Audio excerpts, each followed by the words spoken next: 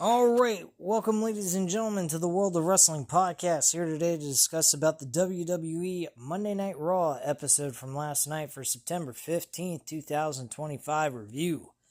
My thoughts on Raw last night was real simple.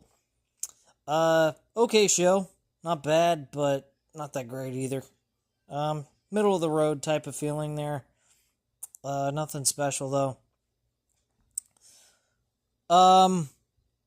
John Cena came out, talked a lot about how he wrestles for the people, pretty much gave his simplistic message, very heartfelt, a lot of emotion and so forth. But overall, it was the same old, nothing special here. Not getting me too damn excited about John Cena versus Brock Lesnar for the 15 millionth time. So I'm not too much of a big fan of this matchup taking place over again. I think they could have done better for John Cena in a matchup. I don't know why Brock Lesnar has to be his opponent. They didn't even give it an explanation this past Friday, and I highly doubt they're going to give an explanation this coming Friday. So don't expect an explanation, because the explanation could have been explained last Friday, and it wasn't explained. So, fuck them, their explanation, and everything else.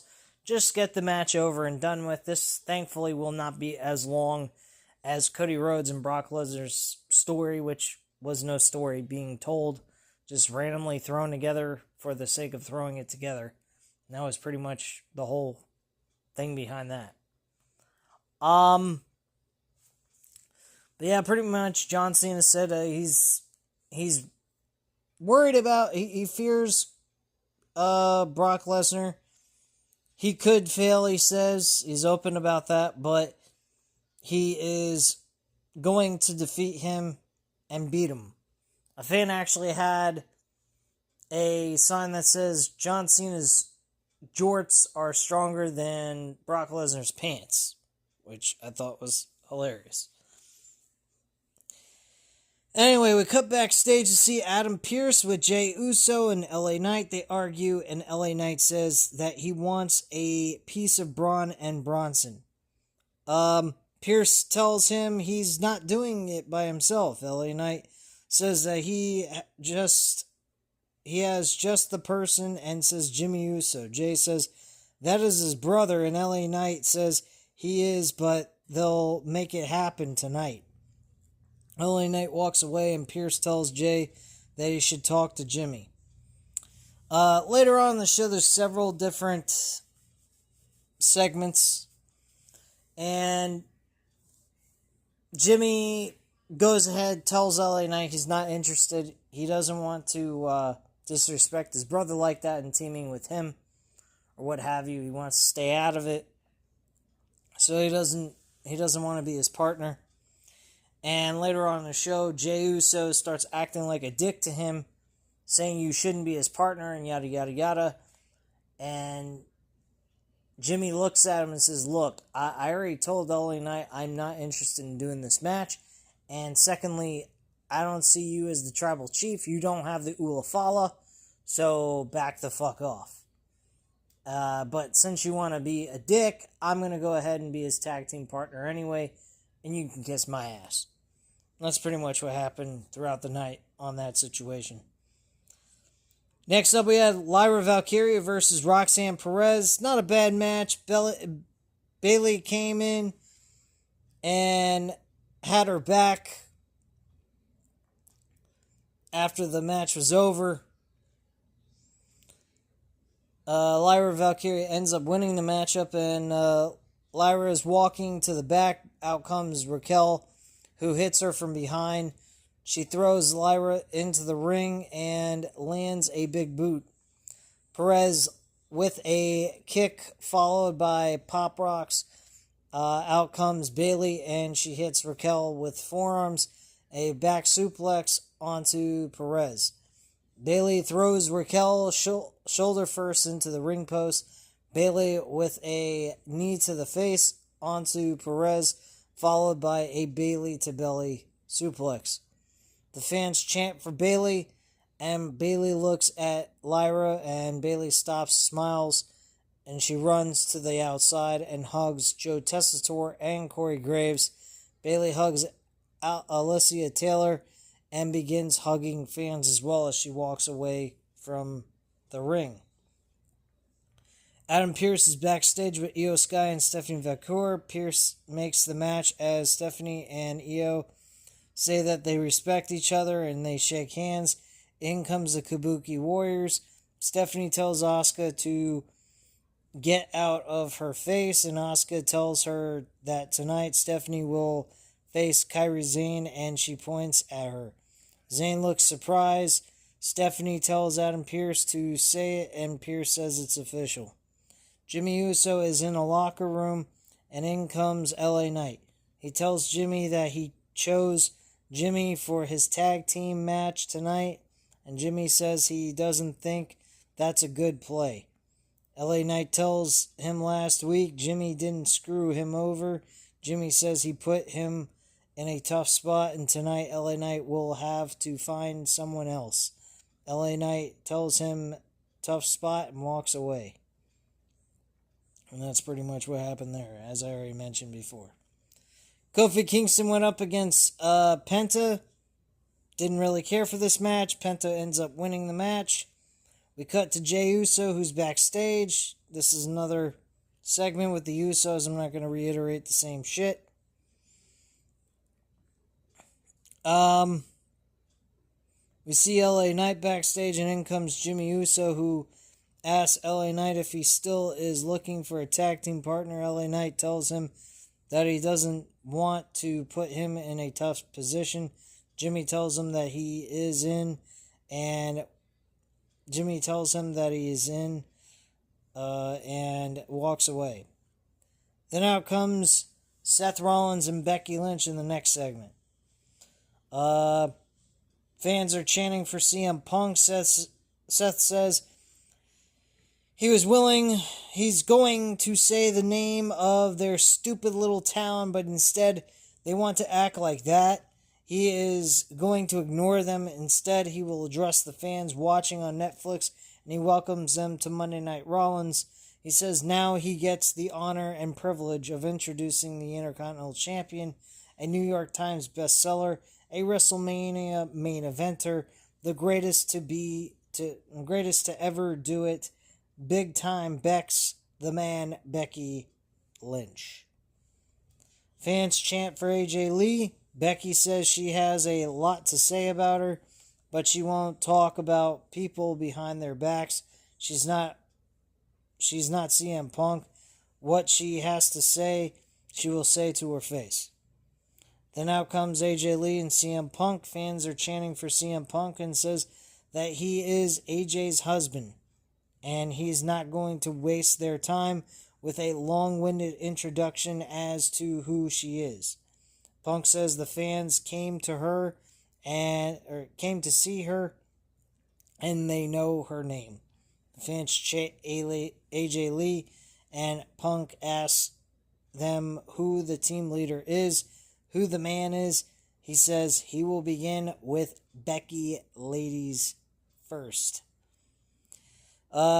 Punk says he made a career in this company saying things into people's faces. He calls them goofs. The fans chant goofs, and Rollins says they wouldn't know style if it punched them in the face. Punk tells them they brag about being the greatest wrestling couple, but they can't get on the same page. They had to listen to 2 crappy songs, while he has no problem putting Cult of Personality on the shelf and allowing AJ to light it up. Punk says they share a brain cell and a wardrobe, but can they share a spotlight? He asks if they will be a unified front, a happily married tag team, or if they will let their egos get in the way. Seth says CM Punk wants to talk about egos. He calls Punk the most selfish human being he has ever met in his entire life. Fans chant, "Shut the fuck up." Becky tells them to show her husband some respect.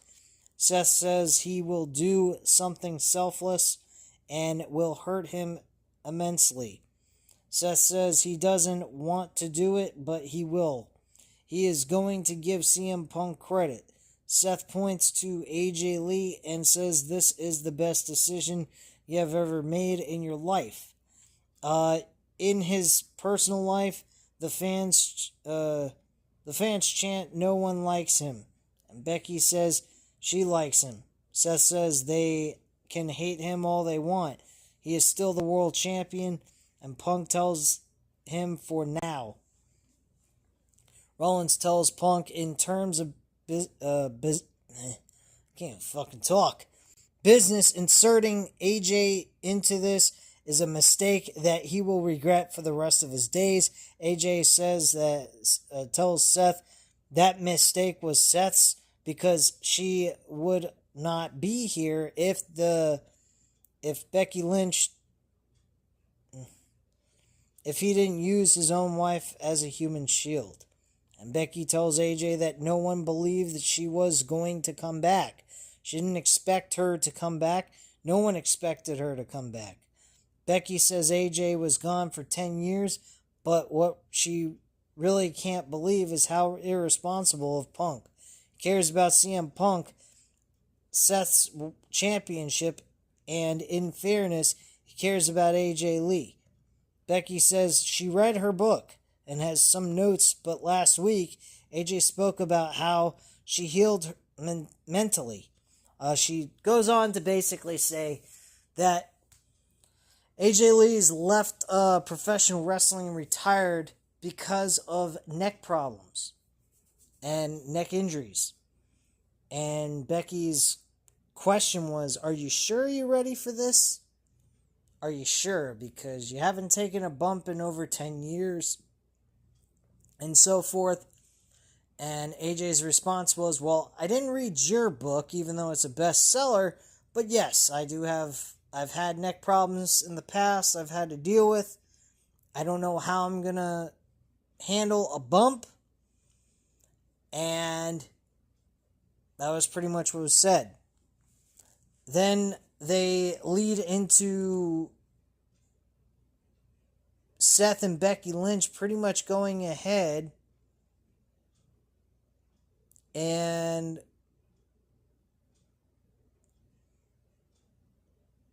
having a fight with one another.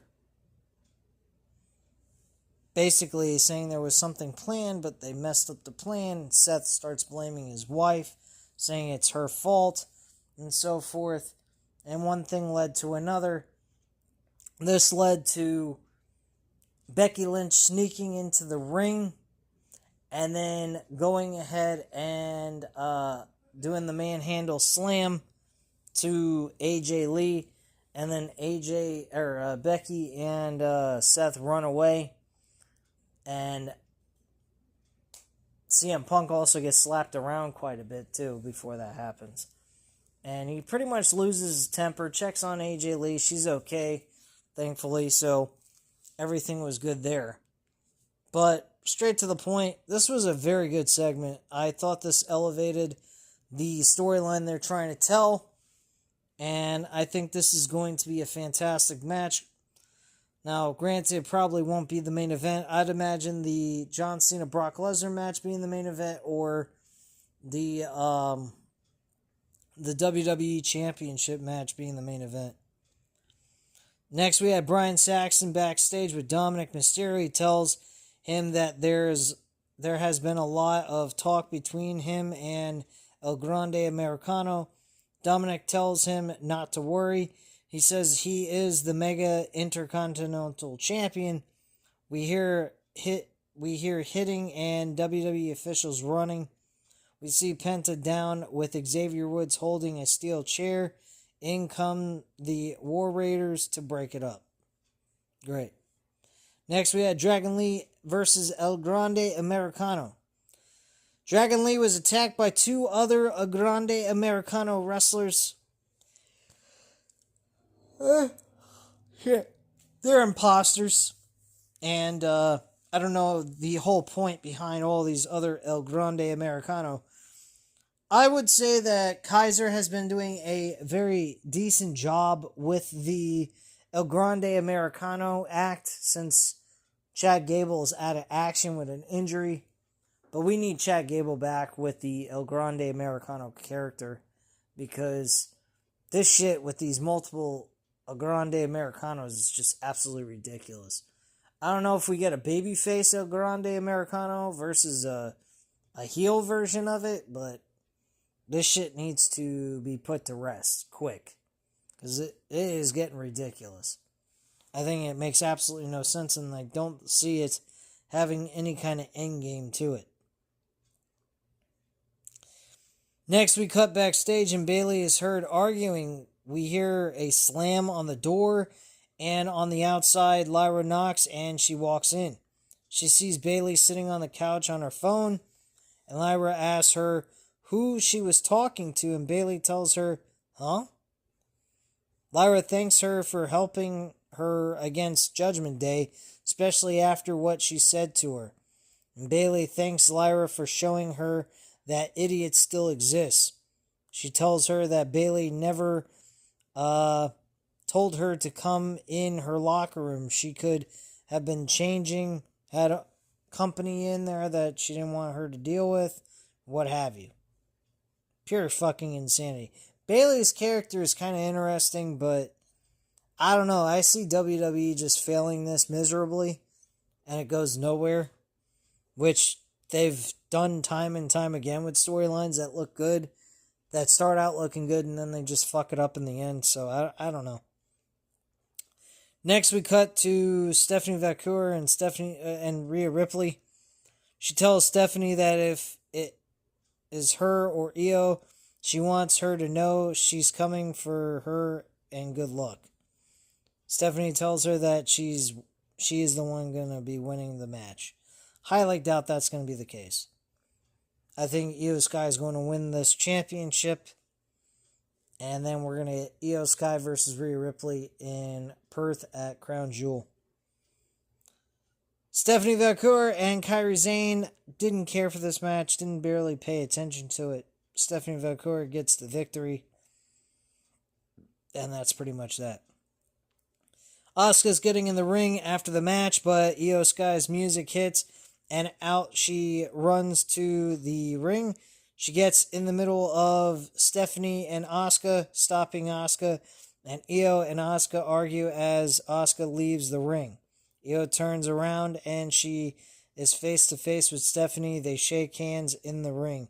A video package of Braun Breaker and Bronson Reed airs, and they call the Usos the best tag team in history until now. And the vision has them looking up at the lights. Back from commercial break, Kabuki Warriors argue with Io Sky backstage. Io Sky says she has to do this by herself. Asuka yells in Japanese and walks away. Great.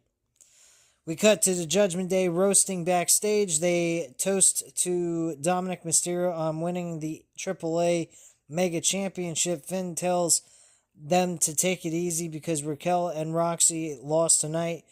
Raquel tells him that they are fine.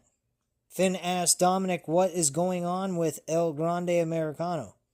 JD tells Dom that they want to know what is happening. Dominic tells them that is it crazy that maybe El Grande Americano just wants his respect.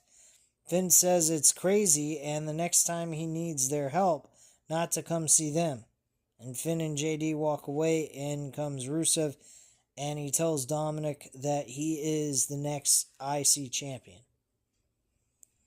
Better watch out for Rusev. But my personal opinion on that is I think they should have continued with AJ Styles and then worked into Rusev winning the IC championship from AJ in a short-term run.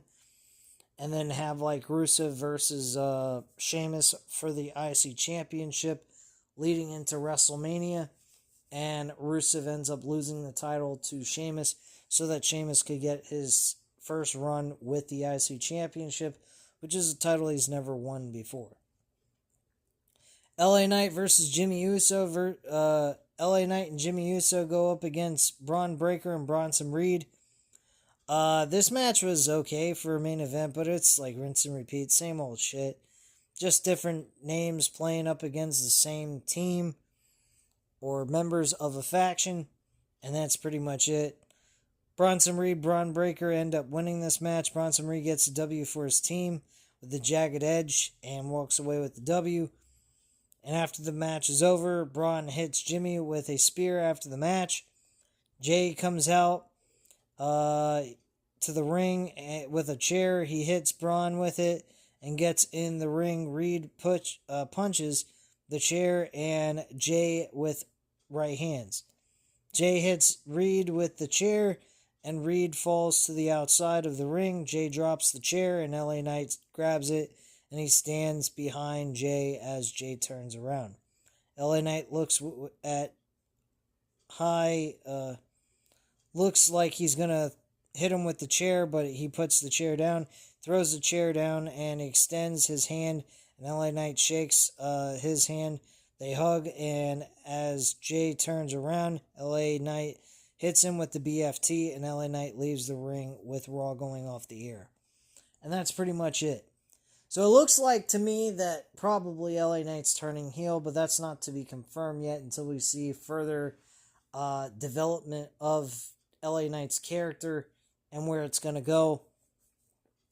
I see LA Knight going to be the guy that goes ahead and turns into the villain, more than likely. I don't think they're going to have Jay turn into a villain after Jimmy and Jay have just became tag team partners again. So I highly doubt that's going to be the case in any way, shape, or form. But yeah, that's my viewpoint on Raw last night. I thought it was an okay show, but main event scene is the same thing every single week for like a month or so, a month and a half of the same old shit. So it gets kind of boring, gets kind of annoying, but it is what it is. But I'm not going to shit all over it. I think it was an okay show, fairly decent C show, middle of the road type of show in my opinion. So that's all I have to say at this time, guys. You know what to do. Hit the like button if you like the video. Hit the subscribe button if you're not already subscribed to the channel. And leave a comment down below. I'll definitely get back to you on that. Thank you guys very much for watching. And have a great night, guys. Bye.